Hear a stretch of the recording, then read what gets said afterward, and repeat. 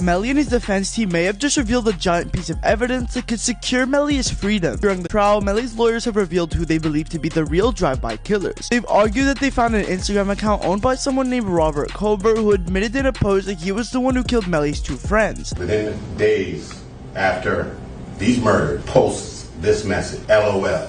We killed two of your niggas. The post no longer exists, but Melly's team were able to find the information before it was erased. However, there was an even bigger twist as it was revealed that the prosecution had already learned about Colbert's admitting to the deed, but didn't care. Supposedly, it took the prosecution 7 months before even questioning Colbert at all about the message claiming to have committed the murders, because they were already all focused on blaming Melly for the murders. It took him 7 months to go and talk to Mr. Colbert, the owner of this account, an unequivocal confession to involvement in that murder, in those murders.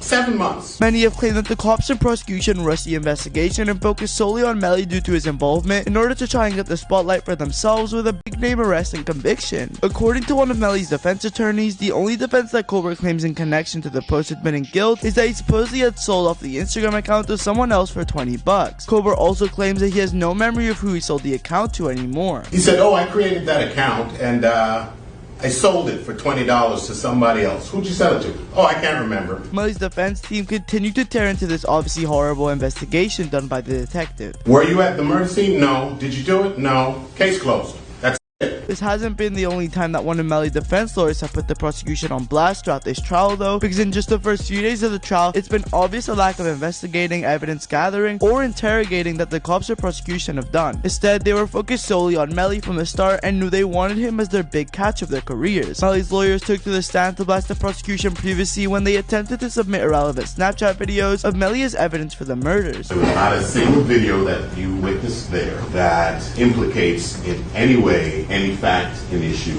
in this case. The prosecution also tried to submit the music video for Melly's Murder on My Mind single as evidence as well, but the judge shut down both attempts. The judge made that decision claiming that both videos were prejudicial, creating a negative bias of Melly for the jury using evidence not connected in any way to the case. The victim's family were visibly outraged in court when this ruling came down, with one of the victim's grandmothers verbally expressing her anger in the courtroom. The trial has obviously been a tough time for the victims' families, and they've been visibly pissed off and been seen walking out of the court multiple times throughout the trial. At one point, they even stormed out of the courtroom in what they called disgust and anger at the sight of Melly praying and blowing kisses while sitting at the defense bench. Really? Really?